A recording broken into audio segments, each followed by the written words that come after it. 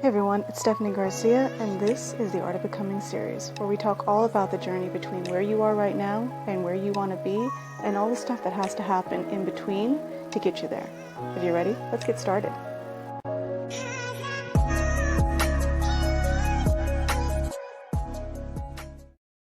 Hey everyone, how are you all doing? Today on the podcast, I have someone that might be familiar to you if you have watched the Hallmark channel. She's been on things like The Country Wedding or A Country Wedding, The Wedding Veil. You may also know her from the OC and the Entourage. But one of the reasons that I'm the most excited to have her on the podcast is because today we're going to talk about how to navigate when you have built your career or life in a way that other people are used to. And now you start to feel called to pivot or go in a different direction than maybe what other people expect from you. So we're going to talk about how to navigate and get through maybe the fears and the self-doubt that might come up on your journey through that. So without further ado, welcome Autumn Reeser. Hi, thank you for having me. I'm excited for you to be here. Me too. And I'm so excited to have this conversation. And it's just such confirmation that we're supposed to be having this exact conversation today, because I just got off a call with a first-time mentorship client. And this is exactly what we were talking about with her. This is exactly what we were navigating. Here's what I've been doing for my whole life, and it's successful, but it doesn't feel entirely satisfying anymore. What now? Yeah. And you know what? It must be some kind of big shift going on, because I've also talked to so many people that just maybe they're feeling burnt out. Maybe they've been used to playing a role in their life for so long, and now they're kind of starting to feel a little bit like it's constricting a bit. And now they want to kind of switch out of that a little bit. And there's that fear of going in between.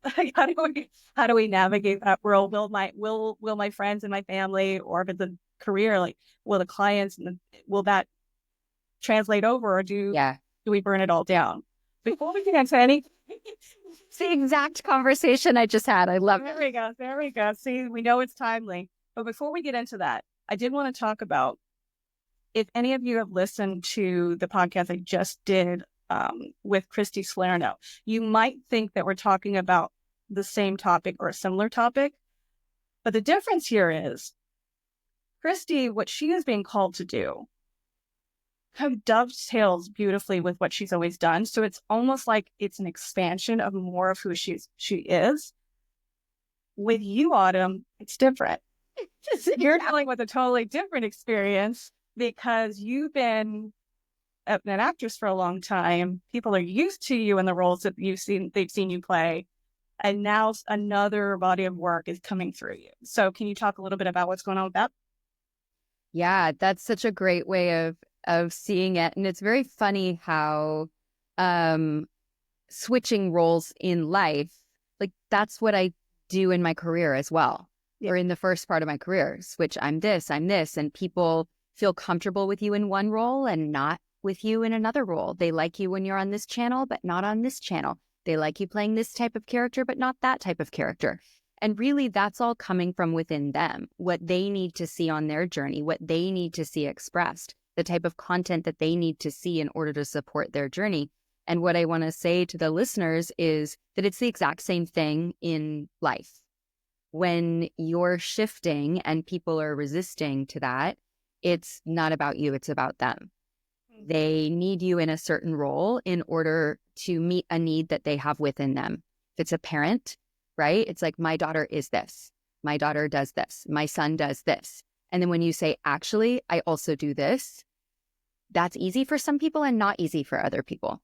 And that's why it's so scary for those of us who decide to make the shift, because you don't know how that's going to land with the people in your life. You don't know if everyone is going to come on the journey with you. And so it's this existential terror that can come up for people. It's the threat of tribal abandonment, of having to walk away from everything that you've told yourself keeps you safe, or everywhere that you feel you find love. And so it's a huge risk for people. And this is what we were working on in the call right before this. Exactly, like, how do we resource you while you go through this transition that your soul is calling you into? Mm-hmm. And it's like shifting identities. It really is. I've had this a couple of times in my life where you have to kind of unknow, like you have to unwind yourself from other people's expectations that you never even knew that you were expected to be. Yeah. Because, you never asked, it was put onto you. And sometimes we just go through life and we're just following the path that we were kind of set on when we were born, and we let it follow. We follow wherever it leads. But then you feel the fork in the road, and you start to feel like you're being called to go in a different direction, and that doesn't always sit with the people that are in your life. And it's not that it's a bad thing. It's not that they are being mean. It's just that people are used to the comfort of knowing you in one way. And and they have to take time to get to know you in a new way. And there's a learning curve there that's not comfortable. Can you talk a little bit about how long have you been an actress? And then let's start with how long you've been an actress and what. I'll talk about the transition. I'll give people specifics. Very good. Yes. So I've been an actress since I was 6 years old, but in theater. I saw my first play when I was about 6. My parents grew up in Southern California, and my parents were really good about, even though we didn't have a lot of money, they took us to arts. They always prioritized the arts. My mom was always making stuff with us. We went to museums. We went to the community theater. And I saw my first play when I was 6. And it was very clear, like, I want to do that. That's what I do. And so did theater in my hometown growing up. And then when I was 17, moved up to Los Angeles, went to UCLA and studied theater, and then started working in film and television, which I'm like, that's crazy that's what I did. But yeah, that's what I did. It was very clear that that was my calling. And I think a huge part of that was that acting allows me to explore the human psyche. It allowed me to step into different ways of being in the world, different ways of relating to the world, different ways of responding, and ask more deeply, why would someone say this? Where does this come from within the body? Where does this come from within the psyche? Why does somebody show up like this? Why does somebody yell? Why does somebody bully? Why does someone retreat? Why does someone cry? And to get really intimate with the workings of the human psyche. And all along, I was deep in study with different psychological techniques. And that's always what I've been reading about. I'm just really interested in how to human and why. And when I was in my 30s, I went through a couple really powerful spiritual awakenings before I knew what any of that was. And it was very confusing. And then in the last maybe 4 or 5 years, all of that has started to become more cohesive as a secondary calling, which is to support people in these times of change. We're moving from one paradigm to another. And I think I've been called to be part of the bridge team, is how I feel about it, this transition team. And so I've been helping people in my life get into alignment to make that transition for quite a while. And then a little less than a year ago, I felt called to make that available publicly. So yeah, people come for a lot of different reasons. They might come because they want to make a career shift. They might come because they're looking to deepen their relationships, to make sense of something that's happened in their life, to expand their creative flow, to have a spiritual awakening. Like, people have come for all different reasons. All I did was kind of make it available, and been working with amazing people and seeing really, really beautiful results. And then I started an online membership community called Earth School to make this type of work available at an affordable level, at an accessible level, because I think that that's really important too. And we're all called to do that type of work as well. And it's been really beautiful and really satisfying to develop community in that way. So yeah. Yeah. The one thing that I picked up there was when you said I was called to be an actress and now you're being called to do something else. I think the big pickup here is that you can have more than one calling in your life. Oh, yeah. You can have more than one calling in your life. And I think that as a society, we kind of, I think many different generations have just been told in society for the most part has been one way for the longest time. The trajectory is one way. You grow up, you get married, you have kids, you stay in one career until you retire, and then, the rest of it. We are in a generation now where you can do more than one thing in one lifetime. It does not have to be stagnant, and it doesn't have to be just one thing. But I think there's a fear that comes up when you're starting to be called to come into a different direction. Tell me, did you have that fear when you were starting to feel called to do this? Yeah, well, I think, if someone or something or society is telling you how it's got to be, that sounds like someone who wants to control you. Like, that's not true. And I think when you awaken to that, all of a sudden you realize that that's always been an illusion. And when people are perpetuating this illusion, it's not coming from a bad place most of the time. It's coming from they want to stay safe. They want to keep you safe. They've been told that this is what works, and so they want you to have what works, or what they've decided that this is what works, right? And so it takes a bit of deprogramming yourself to really turn around and look at it and go, is that actually true? Is that person actually happy? Did things turn out how they said they're going to turn out if you follow this script and this protocol? I really like Carl Jung's quote for this type of work, which is, life really does begin at 40. Up until then, you're just doing research. I really love that. And I think you don't have to be 40 to make a big shift. I see the newer generations doing it all the time.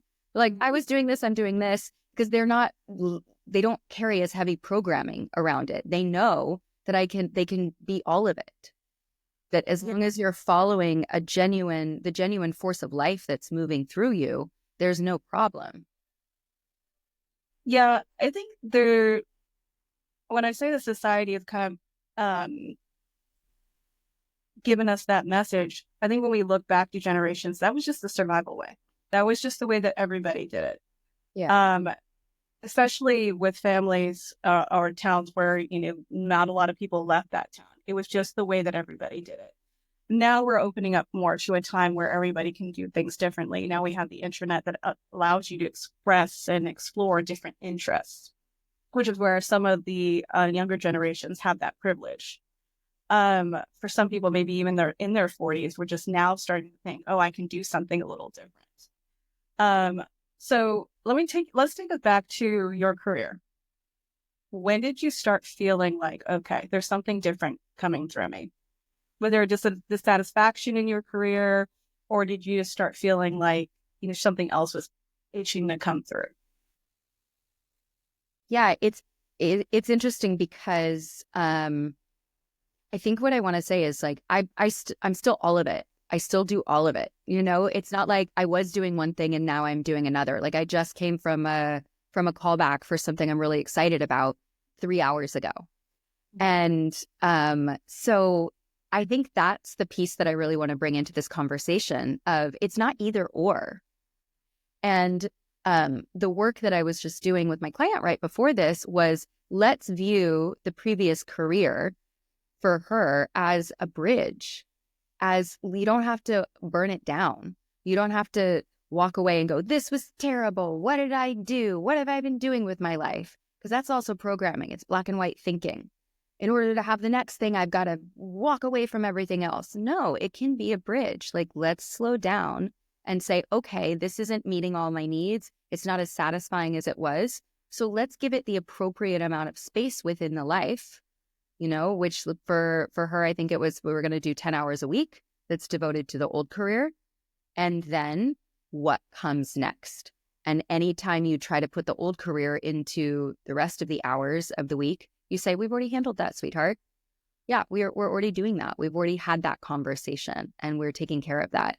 So for me, it was, I still love and loved my acting career. It wasn't that at all. It was, I still felt like I was on purpose and I was successful and having tons of work.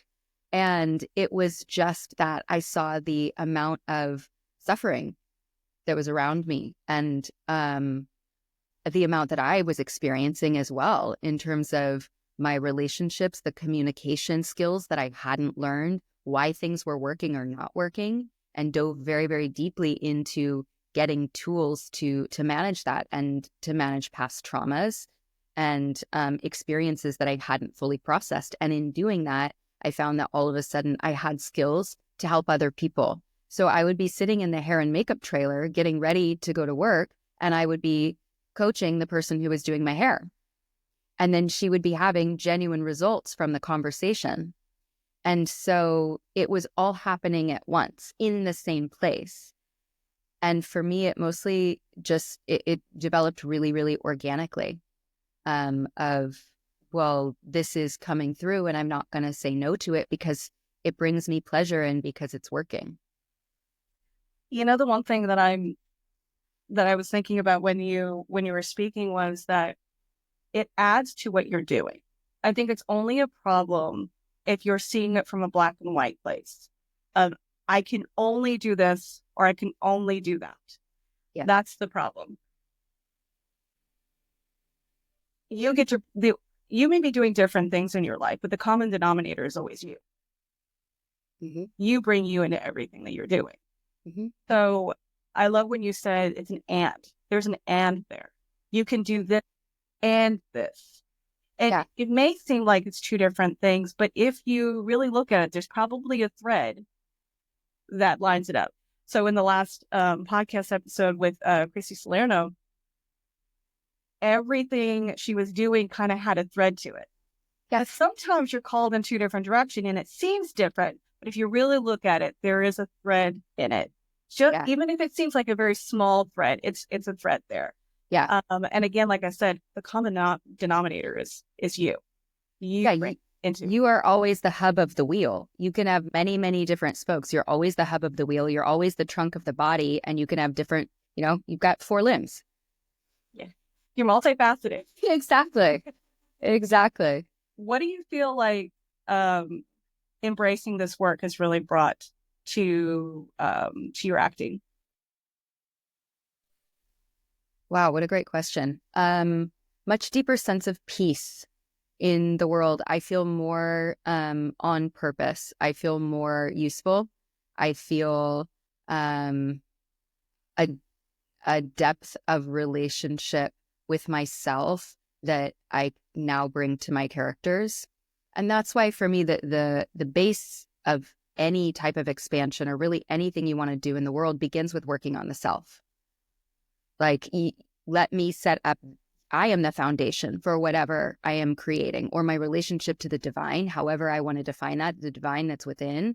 And so let me make sure I'm good there first. Let me clean this up. And you really have to look at what's not working in your life, which is why a lot of people don't want to do this. And this is, why when people fill out the mentorship form on my site, that's one of the first questions I ask. What's not working?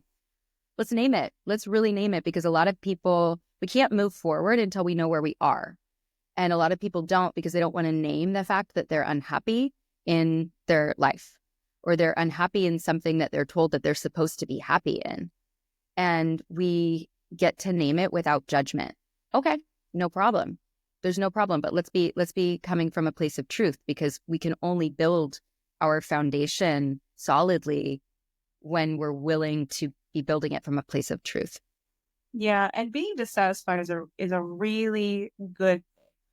I think it feels painful, it feels uncomfortable, but being dissatisfied is the best tool you can have.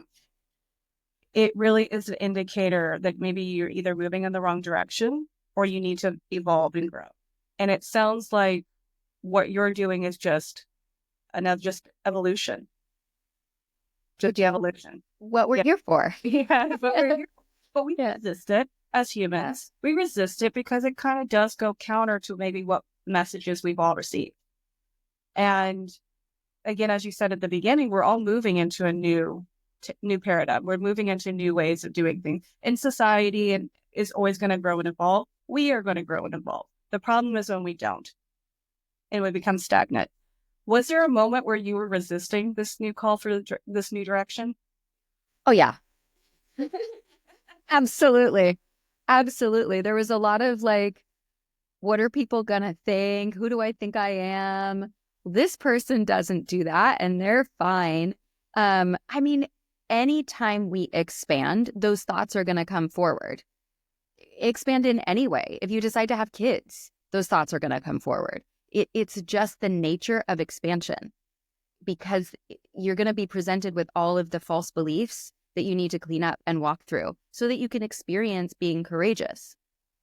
So absolutely, just like anybody else, those thoughts came forward for me. But I studied with Dr. Clarissa Pinkola Estes, who wrote Women Who Run with the Wolves. And when we were working on exactly this, in a workshop called Original Voice, one of the things she said is when those thoughts come up, they're goblins, they're duendes.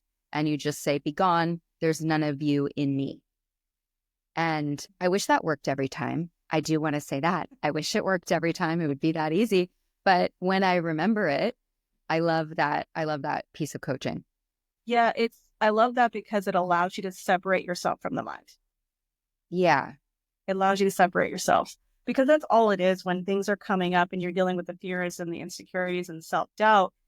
You have to give yourself some grace and remember that you've been used to living one way for the longest time. Mm-hmm. It makes sense that the brain is going to throw a fit and kind of go, excuse me, that's not anything close to what we've been doing. That doesn't feel safe. That doesn't feel okay. That seems different. And that makes sense that you're going to want to step back. Also, following a new direction takes a lot of courage. Yeah. And it's easier to contract. It's easier to just kind of go back in. And that's a normal thing. It's a really normal thing. Yeah. And it's this part of us is really cute. I'm like, oh, that's so cute how you try to protect me. That's so sweet. Thank you. Thank you for trying to protect me in that way. It's really cute. And it gets a lot easier to work with when you honor it and don't fight it or tell it it's bad. It's just doing its job. Mm-hmm. It thinks it needs this story and these ways of being in order to survive. It's just doing its job.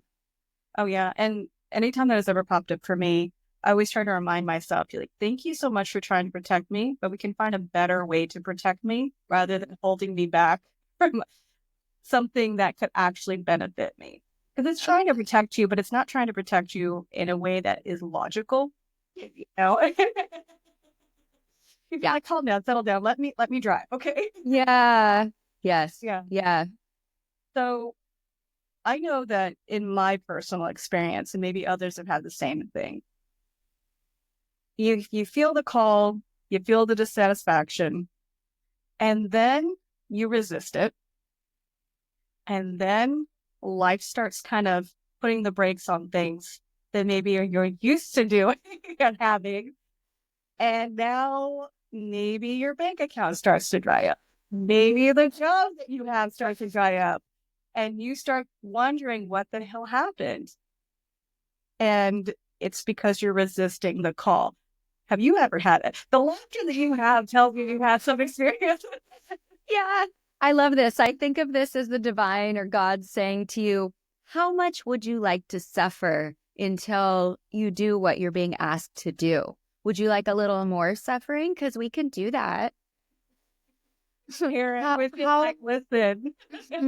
Like, that's fine. You can resist it. And honestly, like, as a coach, this is one thing that I've learned to be able to hold space for people when they're resisting and when you can see that they're about to step into more suffering because they're not ready to answer the call yet, and to trust that everybody's process through that threshold is perfect for them. And some of us need a little more loud.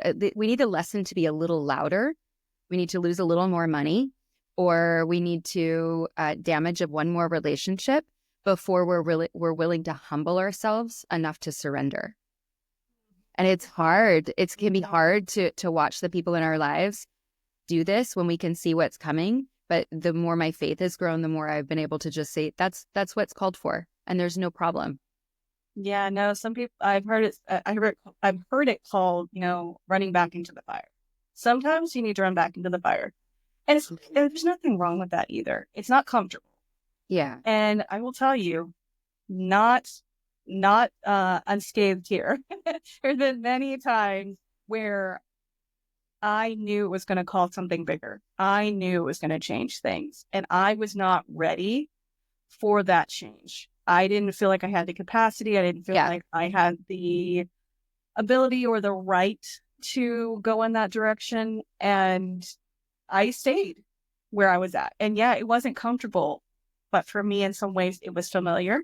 For me, in some ways, it felt safer than what I was feeling that might rock the boat. Can you talk to everybody about, give an example where it started kind of drying up for you in your life, where the resistance started to show itself? I mean, all the time. This is an ongoing thing where I think we're always receiving messages about what the next step is. Like, and it'll come through with like, you need to pick up the phone and call this person and clean up that relationship. You need to take accountability for this thing. And you can feel it in your field. Honestly, everybody listening actually knows what I'm talking about right now. I think we all know. We all know this feeling. It's just the part of us that likes to pretend that we don't. Because when we're receiving, and I've heard this said from a Buddhist practitioner, that God is pressure. When you're feeling pressure of what you know you need to do next, nothing is going to really move until you do that thing.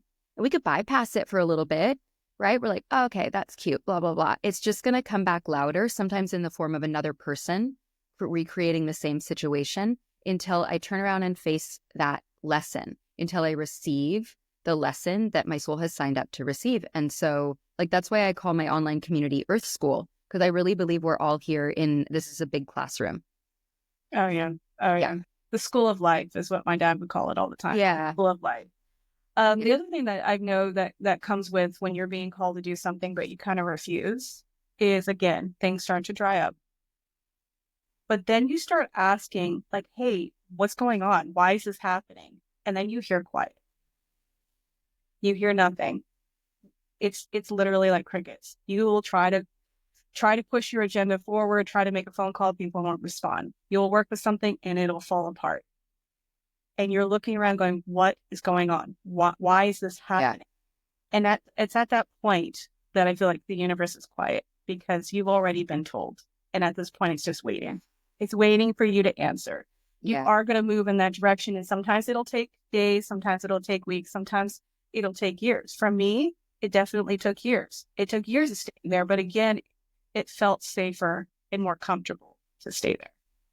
And I think we also need to talk about the fact that sometimes the nervous system isn't ready to take the leap, and to have some compassion with ourselves around that. And for anyone who's listening, who's feeling that, to invite yourself to go into doing some somatic nervous system work. And there's a lot of different ways to do that. EMDR, cold plunge, many different things, working with the spine. Yoga, there's 1,000 different ways to do this, but sometimes the nervous system is just not ready to handle what you're being asked to move through. And we get to have compassion for ourselves around that too, because you also don't want to make such a big, well, it's not that you don't want to, but sometimes we can make such a big move just because we're like, I got to do something, and then get burned, and the nervous system isn't ready to really hold that. And then it's a little scarier to do it the next time that happens, because your nervous system is remembering the last time that you did this, you got hurt. Mm-hmm. So let's talk about the nervous system for a second here, because when Autumn is talking about the nervous system, what we're really talking about is our nervous system response, which is the fight, flight, freeze, or appease. Now it's being called fawn. But when you are either affected by something that's traumatic or something feels a little bit scary, you're going to move into one of those four things. And when we're talking about nervous system work, or somatic work, it's about allowing yourself to use some tools that calms down the nervous system.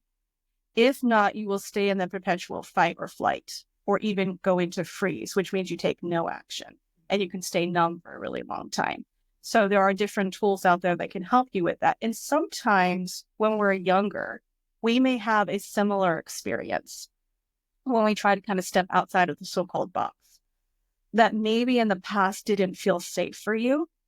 And it almost felt like a little bit of a traumatic experience.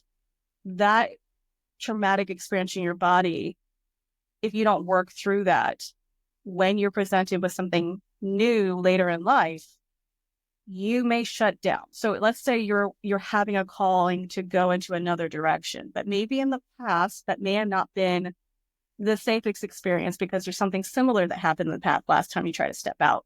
Now you might feel like my family will reject me because my dad or my mom or my uncle said something then. What if they do it again now? Right? They all said something back then. What would they say now?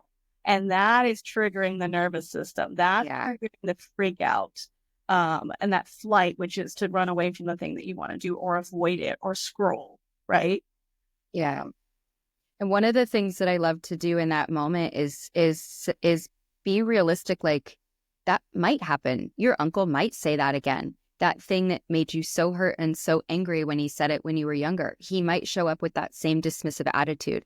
We can't pretend like that's not going to happen. We have these fears for a reason. And so bringing them out and naming them and having safe people around you or having a therapist. I mean, hopefully we've developed friendships where we can have these conversations, but I know a lot of people are still working on that or haven't called in their people yet. But finding someone who can hold space while you, even your journal or you can voice memo some of these conversations, like, here's what I'm afraid is going to happen, because we need to be with the truth of that. Okay, that might happen. Your mom might reject you. These things that you're afraid of, you might get laid off. They just need to be brought out of the body and out of the shadows so that you can look at them and sort of reparent yourself through them. Okay, what if that happens? Okay, what would happen? And then a lot of times it can be fun to just go into a full catastrophizing moment. Then I would lose my house. Then I would blah, blah, blah. Then I let it go as far as that fear is going to possibly take you. And then you can usually work your way back, because usually there's a stop point in there that you go, oh, well, if this happened, I would do this. Oh, I'm actually okay. And then the nervous system starts to feel a little more in the present moment. Okay, well, I have a plan for that. And then every time that fear comes up again, and it'll get less and less, you can just say, oh yeah, we already talked about that. Remember? Yeah, we have a plan for that. Okay. Mm-hmm. I think sometimes playing the worst case scenario in your mind can also remind you that you'll be okay. Yeah. But also the thing to remember is that the first time it happened, the benefit of that is that you survived. Okay, so yeah, they did say something. So in my case, like my father said something to me. I survived that. It wasn't comfortable. I held on to it. At the time, I didn't have the words. At the time, I didn't have the nervous system to handle the situation. But I survived it. And if it happened again, I would survive it again.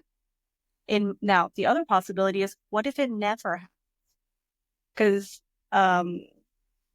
our minds like to catastrophize and go to the worst case scenario. Yeah. And I always try to remind myself, you know what, though? You got to give just as much airspace to the possibility of it going great. Mel Robbins will always say, what if it doesn't happen? What if it all works out? You've got to give enough airspace to the other side. And remember that, you know what if it never happens to you? What if they never say something to you?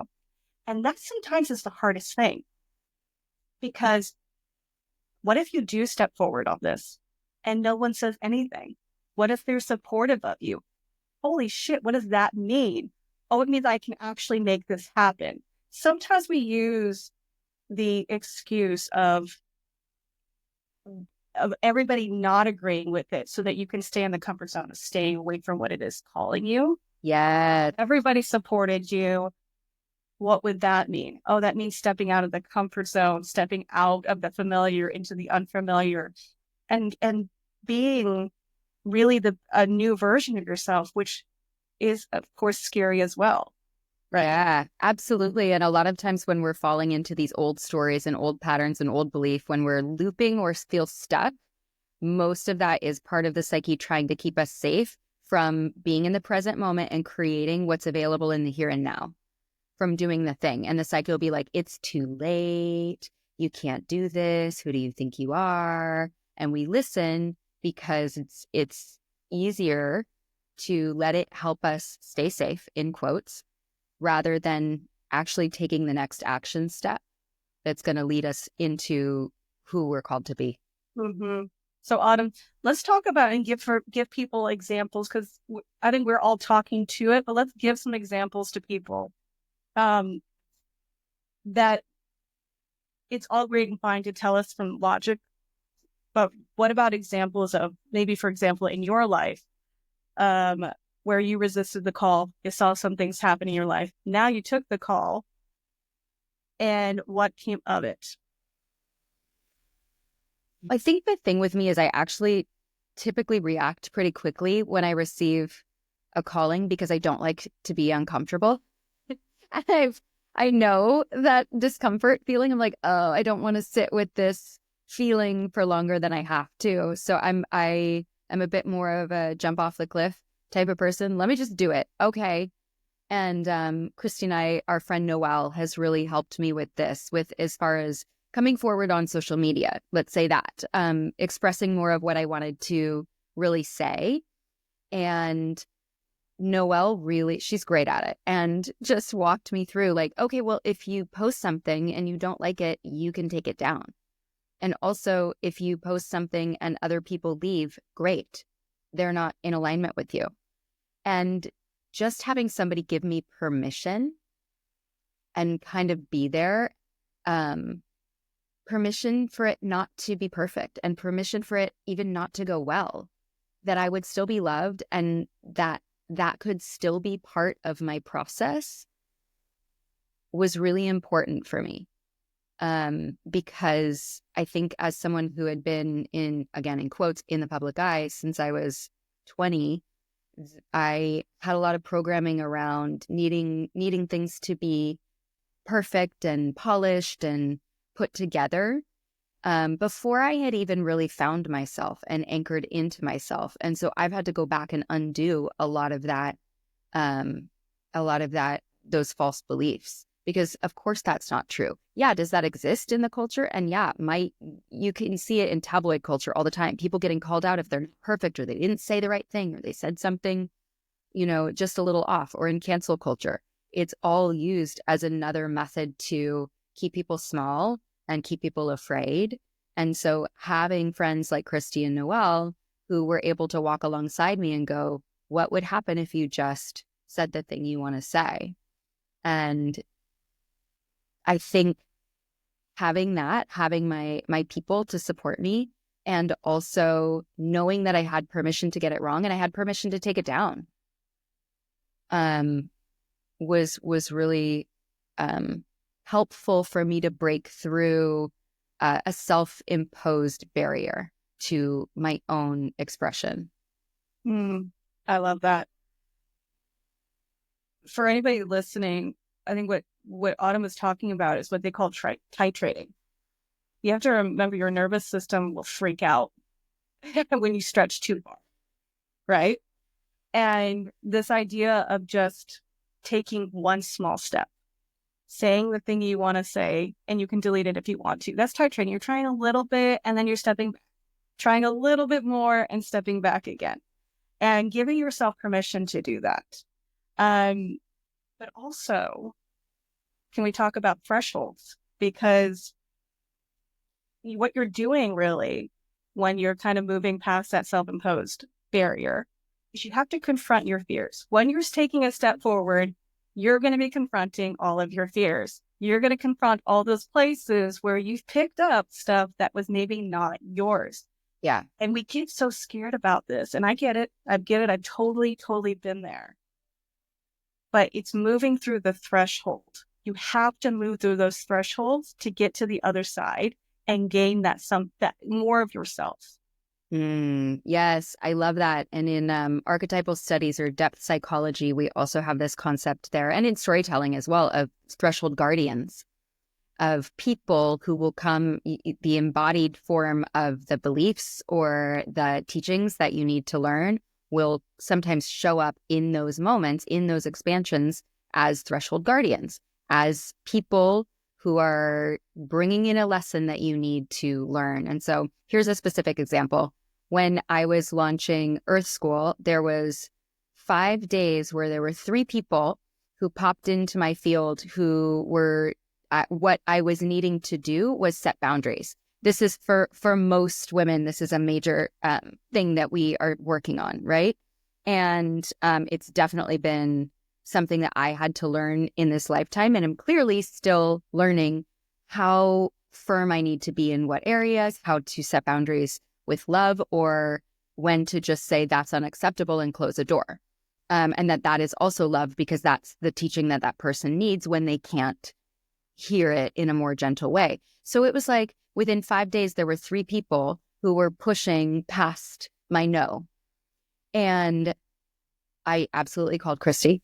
I was like, I was like, what is happening? Why am I calling this in? I was so angry, and it was old anger that needed to move of all the times I didn't set boundaries before, and why these type of energies had gotten that close in where my no had to get that firm, even this far along on my journey. It was basically this threshold guardian saying, are you able to hold this new energetic boundary as you're now establishing a larger container, for dozens of people? You need to have firm spiritual boundaries. You need to have firm energetic boundaries. We're going to send these 3 people to show you where your boundaries are still murky. And then my job is, okay, I need to strengthen this hole. This is a hole in my fence. So I'm going to patch it. I'm going to take the lesson, and each person needed a different way of having those boundaries communicated. And it was uncomfortable. And I was definitely like, why again? I thought I already solved this. Nope. Okay, great. They were the guardians. I feel like I passed the test, and then that was gone.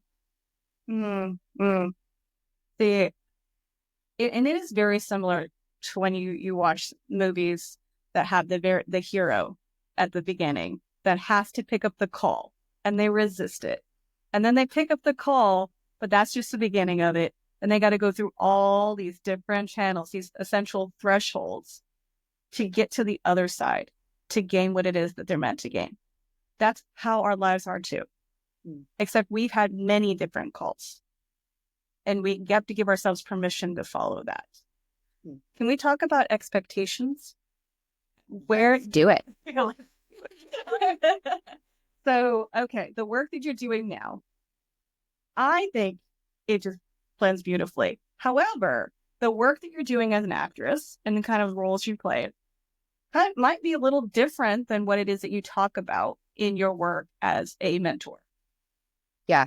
Have you seen any expectations of people? I've stopped trying to make it make sense for other people. Like, I literally just was like, I don't need to make this make sense. I know it makes sense to me, and I'm just following the call, and I am not obligated beyond that.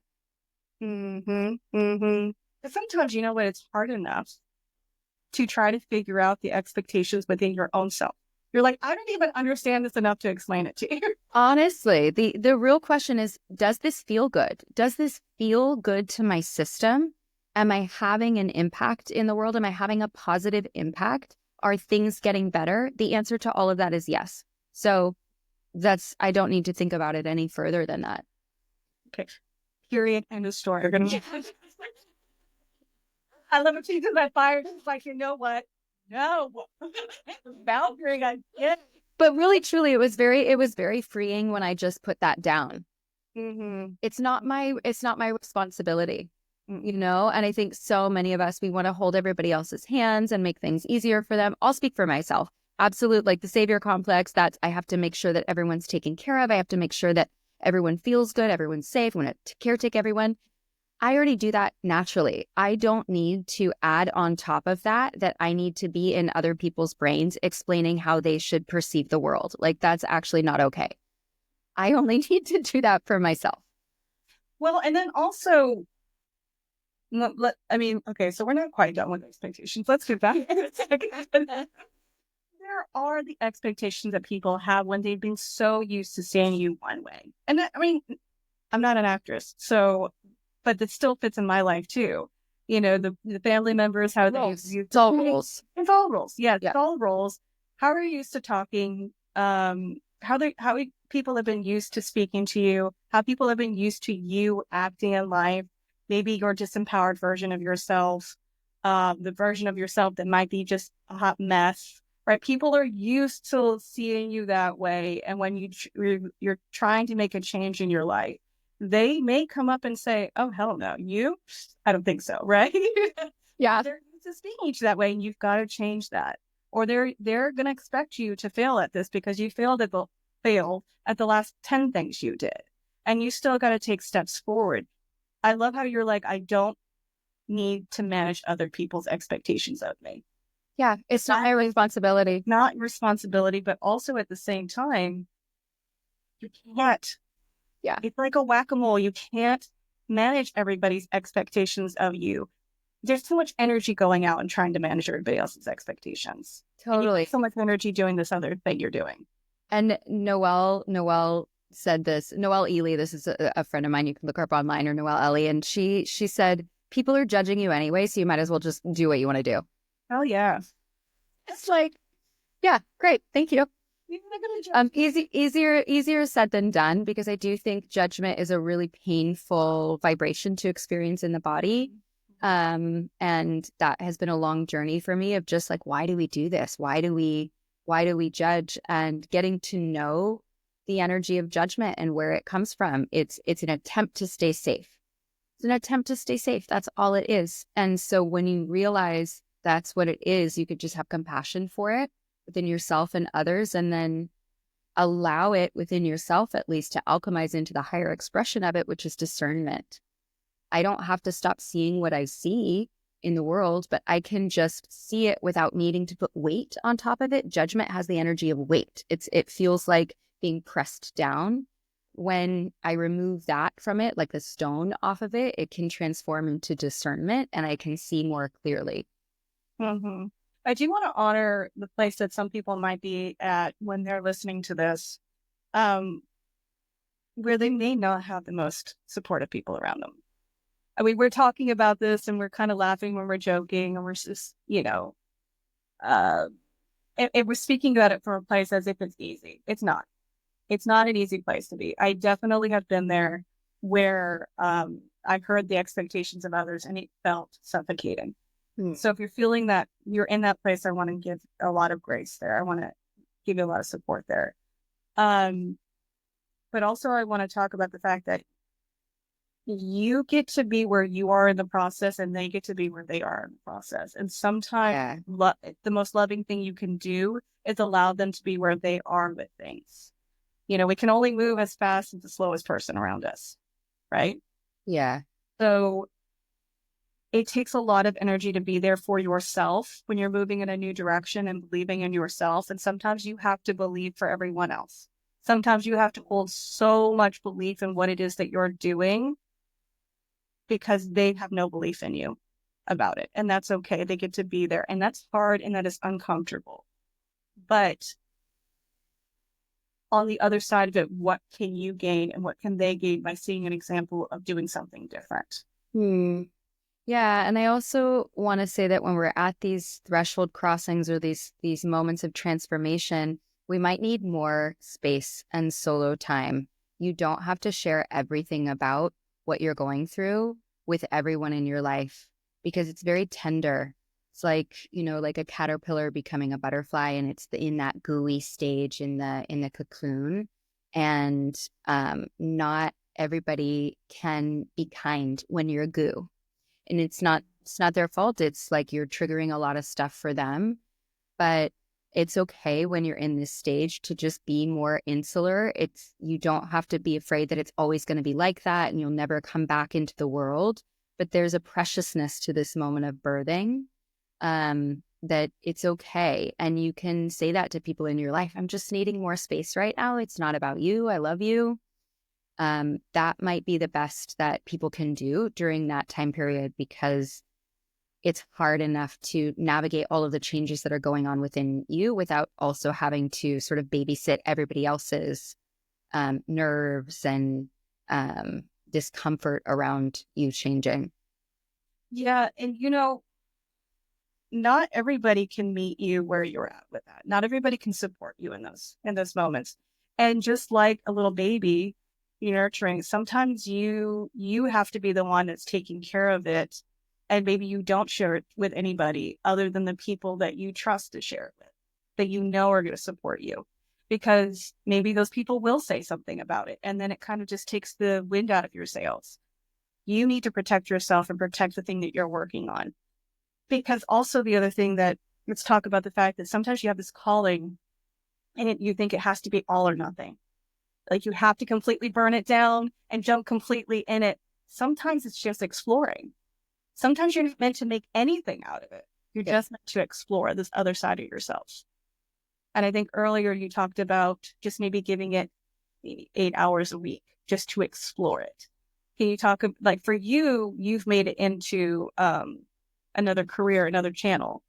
But have there been other things that you've tried that didn't really go anywhere, but they kind of expanded you? And yeah, well, for a long time, I was doing this for just for pleasure, spending hours on the phone with people in my life or other people that they would send my way, just kind of helping them through navigate threshold crossings, helping them navigate and conceptualize what they were dealing with in their relationships, in their communication, in their careers, all of that.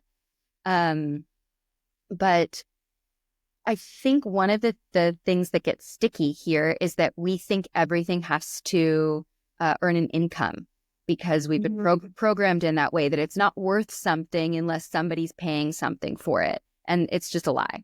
It's just total nonsense, particularly when it comes to art, which is my primary world. And this is one of the things that I talk to young actors about when I go and speak at schools or anything like that. It's like, whether or not you're getting paid for it does not mean it's good or bad. There are plenty of actors out there who get paid for bad work. So we can just look and go, that is not, the one does not actually equate the other. The value of your work is not in the reciprocity of the payment for it.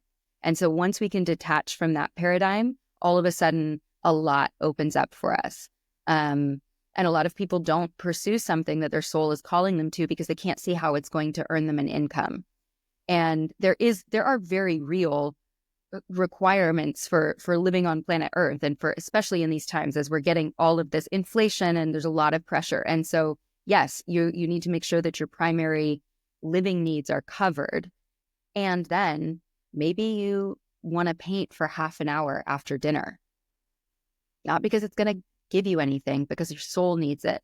And it doesn't always need to make sense, even at the time. That might not be where you land, but it's the next right step. It's just what feels good. Oh man, I really want to pull out my old pastels. Why? And then the mind goes, I don't know. I don't need it to make it make sense. We're just going to do it because it feels good. Exactly. And it just makes you more well-rounded in your life. You have no idea where it's going to lead. It may lead to nothing, or it may lead to something else, but I love how again, I was trying to move from expectations, but we came right back to expectations of just stop doing things just with an expectation of where it could lead and what could come out of it, because it's unnecessary.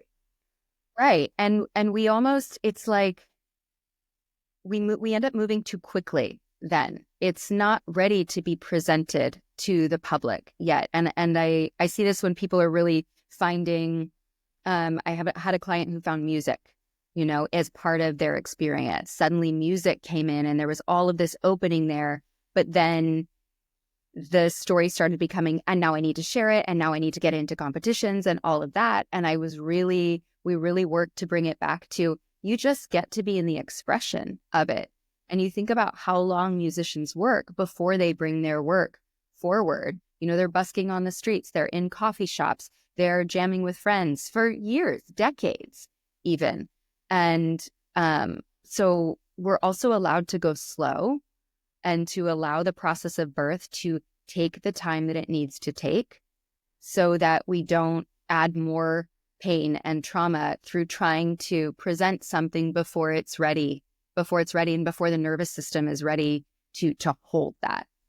100%. Again, it's that titrating little by little. I think that when you have an agenda and you try to put an agenda onto something, yeah, people feel it. Well, 100%. When you're trying to put an agenda, but also too much of trying to do that too quickly, and now it dries up. Yeah. You know, you can have that creativity of wanting to just paint again. And then you're like, well, how do I make money from it? And now all of that creative energy dries up, and now you're feeling that contraction in your body. And whereas it would have been just flowing, how you know you're on the right track, even if it doesn't make sense to you, is that you can feel this opening and this expansion, which feels like that life force energy welling up within you. Yeah. And you don't know where it's going to lead. Yeah. You have no idea where it's going to lead, right? All you know is that it feels good and it feels better. And that's all you need to know. Yeah. Yes. My word for this year was play. And Christy was a huge part of me choosing that because she's such an amazing teacher, right? I tend to be more heady, and she always brings me back to my body because that's her medicine. She's always like, yeah, like, what is this feeling like in my body? How does this feel? And you never know where it's going to lead. And I'll give you a specific example of these people I was just watching on Instagram. I have no idea what their channel is. I'm sure somebody listening to your podcast knows. They make videos dressed like chickens. So there's a video where there's just chickens, right? Yeah. And the chickens are just going like this. For podcast listeners at home, I'm just moving my head back and forth. It's like 4 chickens moving their head back and forth. And then they dress up in just whatever they have in their closet that kind of makes them look like the chickens, and they move their head like the chickens.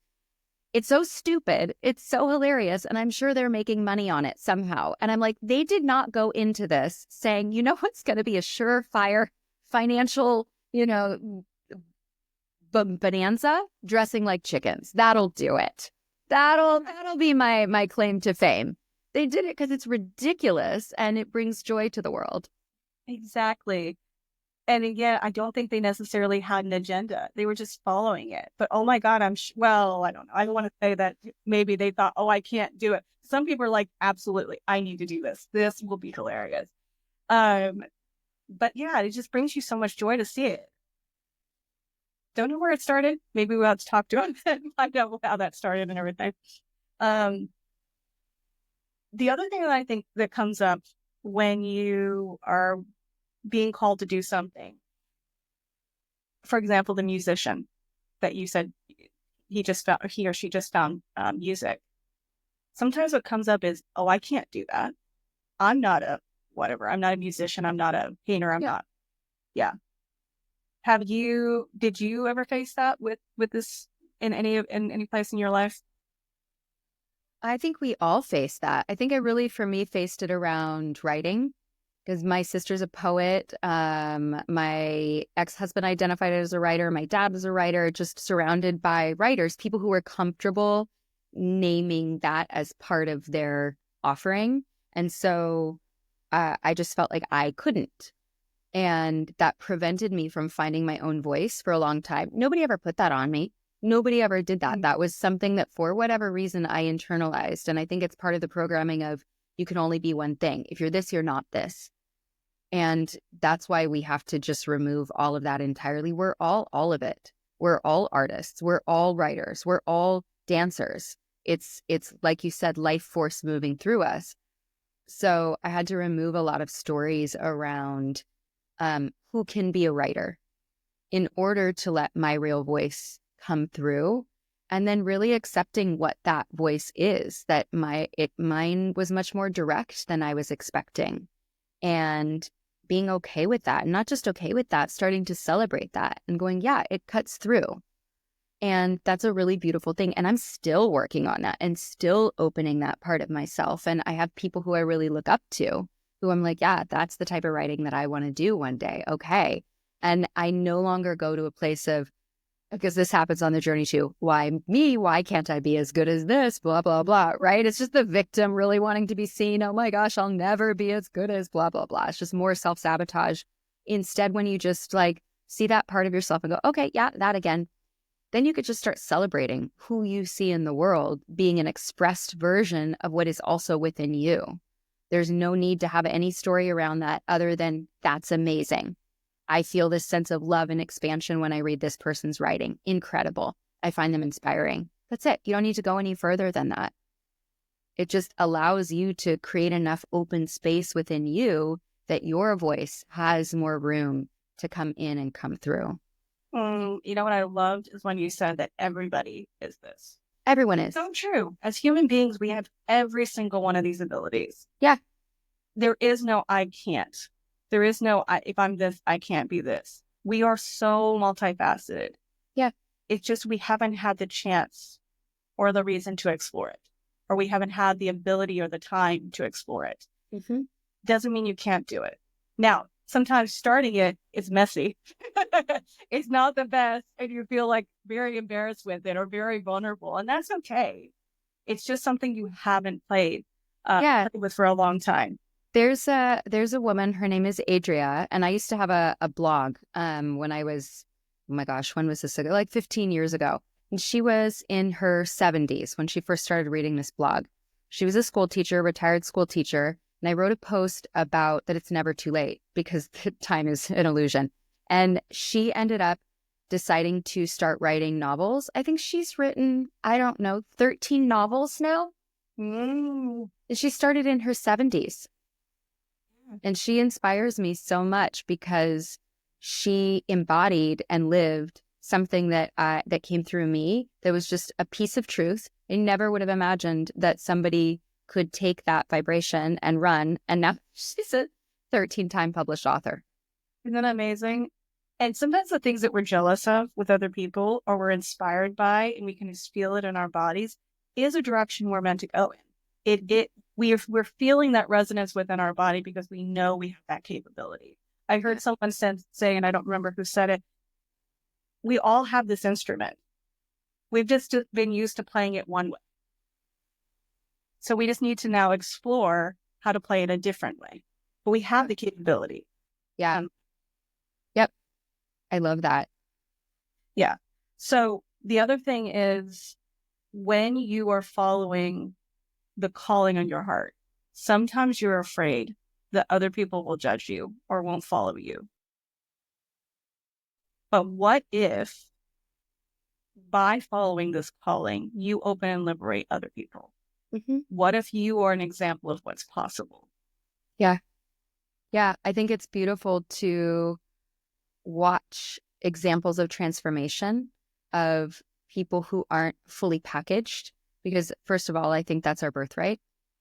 And we're here to be alchemists and to go from one state into another. So to me, it's actually like our divine right. And I was going to say one more thing about that. Yeah.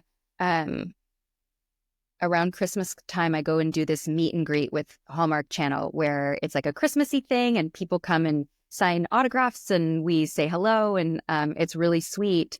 And I last year had really started getting more courageous about expressing myself online.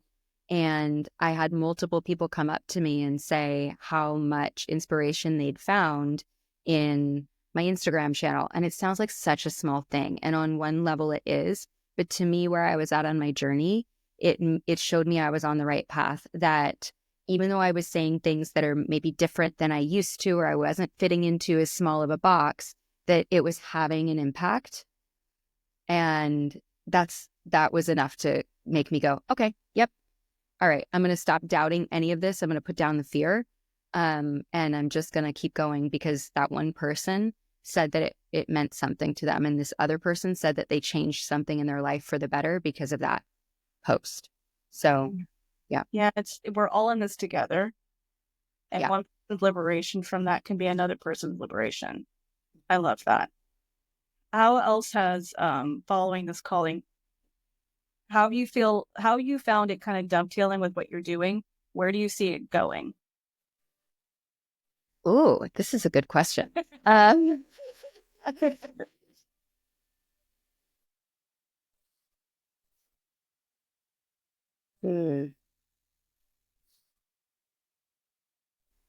again, it's like I only see the next step that's right in front of me. And right now I'm really enjoying nourishing this community that has come together in the membership for Earth School.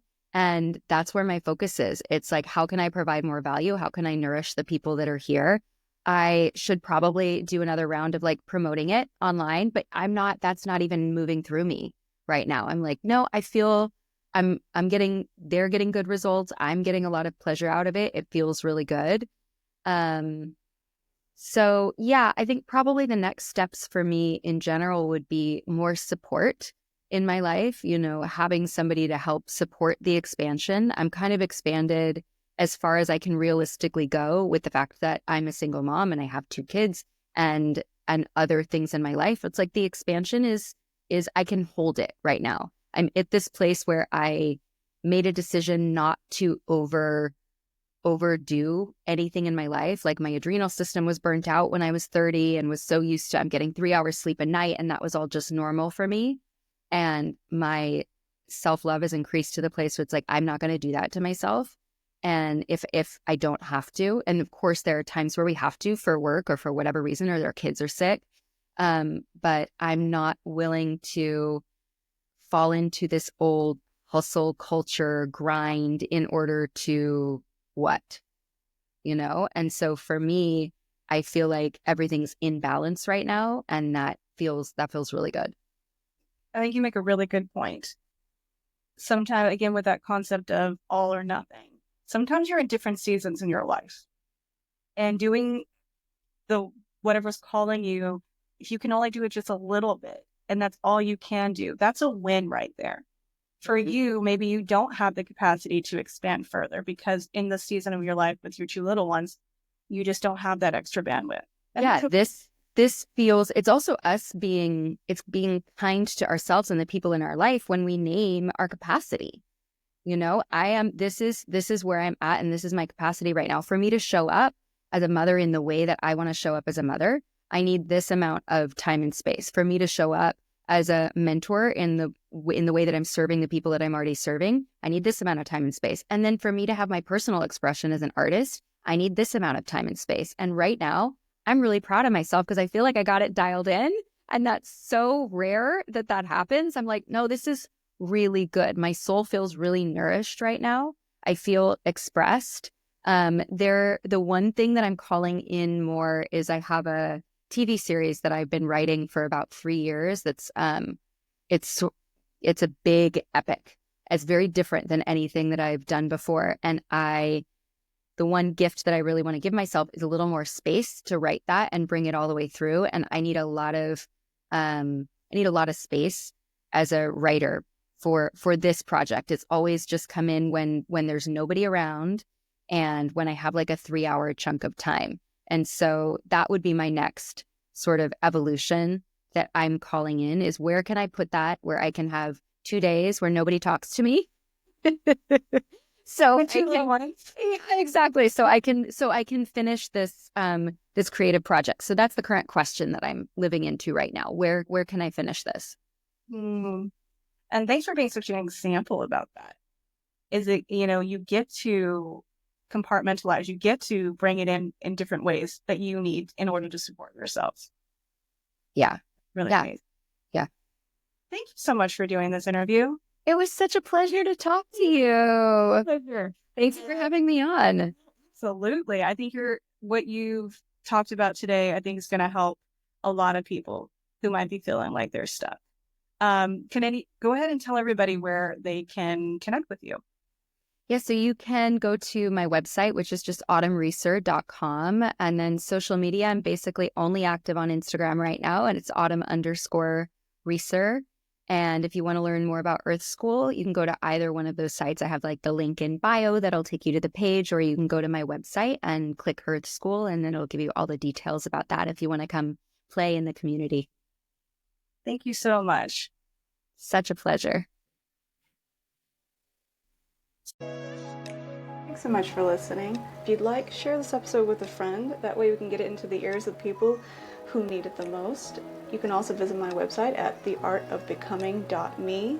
While there, you can go ahead and download my guide, Own That Shit, 3 ways to own who you are, own what you do, and own it out into the world. Thank you again so much for listening, and I'll speak to you soon.